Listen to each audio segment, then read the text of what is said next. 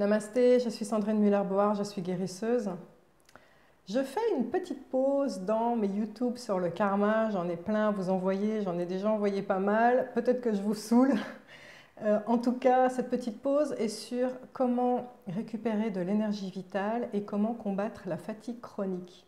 Pourquoi je fais cette pause? Parce que c'est pas moi la chef, figurez-vous que c'est mon grand patron qui me l'a demandé. Parce que quand il y a des répétitions et que beaucoup de personnes me demandent toutes en même temps, comme par hasard, comment on fait, eh bien, je saisis le message au vol. Donc, mesdames qui m'avaient mis ces demandes sur comment combattre la fatigue chronique, ce YouTube vous est dédié. Alors, je vais mettre dans les commentaires en dessous un lien sur qu'est-ce que l'énergie vitale. Parce que déjà, avant de vous donner mes 5 astuces pour combattre la fatigue chronique et récupérer de l'énergie vitale, il faut que vous compreniez ce que c'est que l'énergie vitale. Donc, je vous conseille fortement d'aller voir cette vidéo si vous ne savez pas ce que c'est. Vous n'avez plus qu'à cliquer sur le lien dans les commentaires. La fatigue chronique, en fait, vient d'un manque d'énergie vitale. Vous avez beau dormir autant que vous voulez, vous n'allez pas vous régénérer, vous n'allez pas vous sentir en forme, voire même ce sera pire. Pourquoi? Parce que ce n'est pas une question de reposer ses organes, reposer son corps. C'est une question de comment récupérer de l'énergie vitale. Alors c'est même pire d'ailleurs de dormir, va vous empêcher de récupérer de l'énergie vitale. Je vais vous expliquer pourquoi. La première des raisons qui fait que vous allez récupérer de l'énergie vitale, c'est la luminosité. Vous savez très bien que, d'ailleurs, on fait de la luminothérapie pour l'humeur, pour se sentir bien.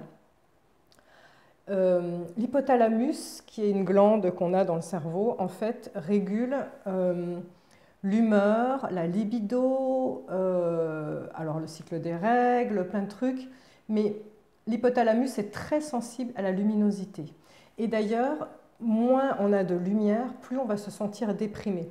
C'est prouvé, alors moi je suis parisienne, je peux vous dire, ça a été prouvé dans les statistiques que le plus fort taux de suicide qu'on appelle les incidents voyageurs dans les RER sera au mois de février. Pourquoi? Parce que c'est à cette époque qu'il y a eu le plus grand laps de temps, on va dire, sans lumière. On est terrés comme des taupes, en fait, dans les souterrains du RER. Et puis, quand on sort, il fait nuit. Quand on rentre le matin pour aller au travail, il fait nuit. Et le corps ne supporte plus le fait de ne pas avoir de luminosité. Et ça induit cette espèce d'apathie et de dépression, de sentiment de dépression. Donc, pourquoi je vous dis que c'est important de ne pas trop dormir? C'est parce que rester dans le noir en pensant qu'on va se faire du bien parce qu'on va se reposer fait tout l'effet inverse. Au contraire, pensez qu'il faut respecter les cycles de la lumière. Donc, si on est en hiver, il faut vous lever déjà pour voir la lumière, mais au-delà de ça, essayez de profiter au maximum de la luminosité. Ça, c'est super important. Il y a, pour ceux qui ont du mal à se lever, des réveils, alors je ne sais plus comment ça s'appelle, mais des réveils, ça doit être spécial luminosité. En fait, ça ressemble à une espèce de gros œuf. Et on peut programmer à l'avance, en fait, que cet œuf fasse une lumière de plus en plus forte, genre une demi-heure avant votre réveil, en fait. Et donc, à travers vos paupières fermées pendant que vous dormez, le cerveau va ressentir cette lumière comme la lumière du jour en fait qui se lève et va fabriquer des hormones pour vous préparer psychologiquement en fait à vous réveiller et à être en forme. Donc ceux qui ont des réveils difficiles et qui ont du mal, je vous suggère de faire ça, c'est plutôt pas mal. Donc quoi qu'il en soit, pensez à la luminosité. Deuxième astuce pour combattre la fatigue chronique, il faut que vous compreniez que l'ancrage est très très important. Alors, j'ai fait une méditation d'ancrage sur YouTube. Un jour, je vous ferai une vidéo sur pourquoi l'ancrage est important. Ce qu'il faut que vous sachiez, c'est que nous sommes nourris à 10% par les énergies yang, qui sont les énergies cosmiques, qui viennent du ciel et qui arrivent par le chakra coronal, et à 90% par les énergies yin, qui sont les énergies telluriques qui nous viennent de la terre, mère. Si vous êtes tout le temps allongé au lit, Comment voulez-vous avoir les pieds sur terre pour que la terre puisse vous recharger? Écoutez bien, en électricité, je crois qu'on a la prise de terre, d'accord? Donc, tout ça pour vous dire que l'ancrage est très important. Avoir les pieds sur terre, la posture debout. Donc, ce qui est important dans ma deuxième astuce pour pouvoir aller récupérer de l'énergie vitale, c'est sortez, allez dans la nature. Connectez-vous à la terre-mère. C'est elle qui va vous nourrir. Respirez, bougez, marchez et surtout allez toucher des arbres en leur demandant merci de me donner de l'énergie parce qu'ils sont là pour ça. Voilà. Et donc en même temps que vous touchez les arbres, ressentez vos pieds ancrés sur le sol, imaginez des racines. Vous allez voir, vous restez 5 minutes comme ça contre un arbre. Quand vous allez ouvrir les yeux, vous allez voir les lumières différemment. Pourquoi? Parce que d'un seul coup, votre corps se sera réénergisé. Alors, n'ayez pas peur de passer pour des fous, hein. Moi, j'ai des parcs près de chez moi. Je vois de plus en plus de gens qui font des grosses étreintes aux arbres, donc on n'est plus pris pour des fous quand on fait ça. Donc, allez-y, vous gênez pas. Une autre forme d'ancrage aussi, qui est dans ma deuxième astuce, c'est ce qu'on appelle la pleine conscience, c'est-à-dire être présent à ce qu'on fait. Si vous êtes dans vos pensées, toute l'énergie va monter là-haut. Or, n'oubliez pas, c'est l'ancrage qui fait que vous allez récupérer de l'énergie. Les pieds sur terre, parce que c'est la terre qui vous charge. Donc, vous devez abaisser les énergies. Être présent à ce qu'on fait, c'est habiter son corps, ne pas être là-haut dans ses pensées. Et quand on habite son corps et qu'on est présent à ce qu'on fait, on est ancré. D'accord? Donc, je ne sais pas, si vous conduisez, par exemple, plutôt que d'être dans vos pensées en vous disant « oh là là, me saoule mon patron, tout ça, machin », de temps en temps, essayez, forcez-vous à faire des postures d'ancrage, à savoir est-ce que je sens bien le volant, est-ce que je sens l'odeur de l'habitacle, est-ce que je sens mon parfum, est-ce que j'entends le ronron du moteur, est-ce que j'entends des enfants qui jouent au loin, est-ce que je sens la mèche de cheveux qui touche mon front, est-ce que je sens le contact des habits sur moi. Enfin, c'est infini, d'accord? Troisième astuce pour récupérer de l'énergie vitale et combattre la fatigue chronique, la joie. Il faut savoir que tout ça, c'est une histoire de fréquence et de vibration énergétique. Plus vous allez être dans des vibrations basses, manque d'entrain, apathie, découragement, plus vous allez vous sentir amenuisé. Les énergies les plus élevées qui vont vous dynamiser, augmenter votre fréquence vibratoire, sont l'amour, la gratitude et la joie. Donc, dans ma troisième astuce, je vous demande de trouver la joie là où elle est. C'est-à-dire, posez-vous la question, qu'est-ce qui vous met en joie? Si vous ne me répondez rien, ça explique pourquoi vous êtes dans cet état-là, dans cet état de fatigue. Essayez de trouver de la joie. Alors, comment? Déjà en se faisant plaisir. Qu'est-ce qui vous fait plaisir? Posez-vous la question. Eh bien, je ne sais pas moi si c'est d'aller prendre un petit café, un petit caf-caf au coin, au bistrot du coin. Eh bien, allez-y et faites-le en pleine conscience. Je suis en train de me faire plaisir. Si c'est de manger un bon éclair au chocolat, eh bien, allez dans votre boulangerie préférée, préparez-vous vos petits éclairs et puis vous faites un petit thé avec. Et puis là, vraiment, on profite et ça fait du bien. Faites-vous plaisir.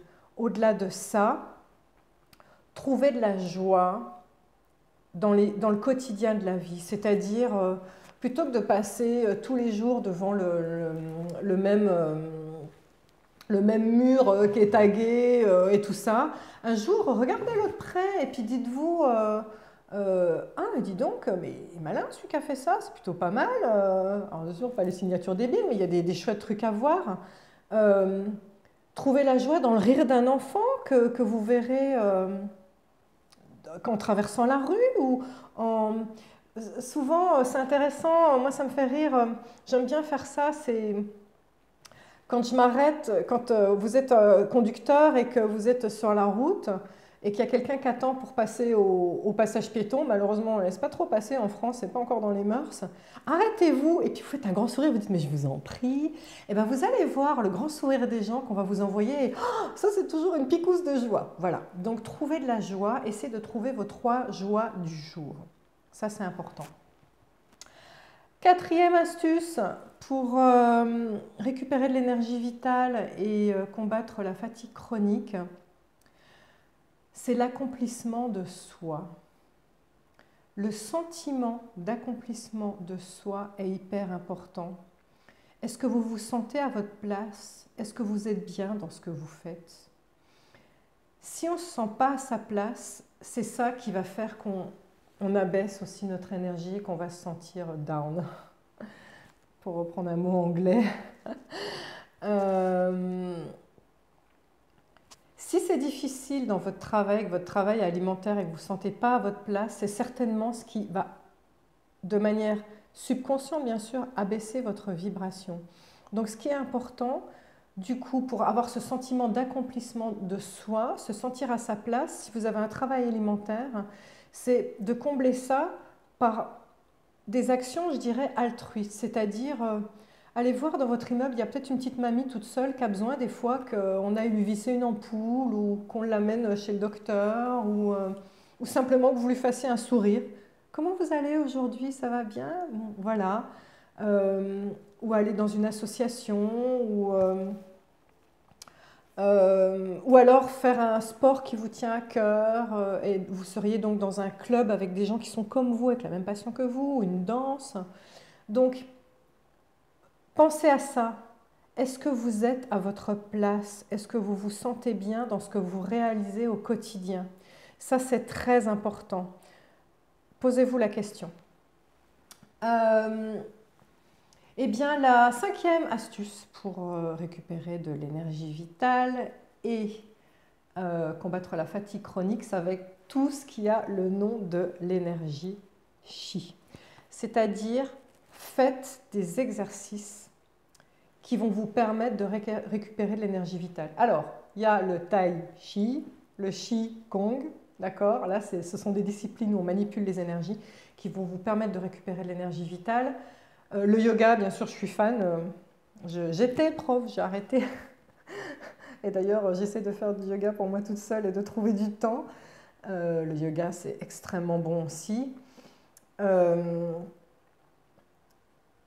Après, tout ce qui est sport dans la nature encore, puisque ça combine l'ancrage et récupérer de l'énergie vitale avec la pleine conscience.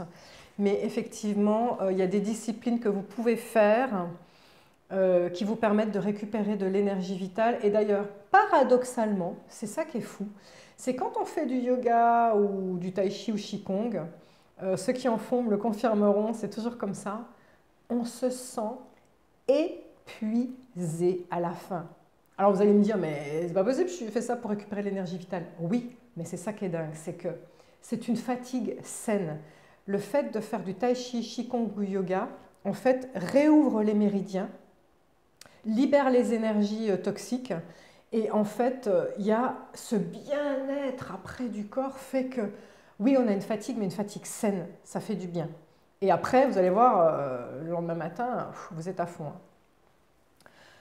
Allez, ça, c'était des astuces pour que vous fassiez quelque chose pour récupérer de l'énergie vitale. Je rajoute un joker où vous pouvez aller chercher l'énergie vitale à l'extérieur. N'en abusez pas, parce qu'il faut que vous travaillez vous sur vous-même. Comment on récupère de l'énergie vitale à l'extérieur? En allant voir des énergéticiens. Voilà.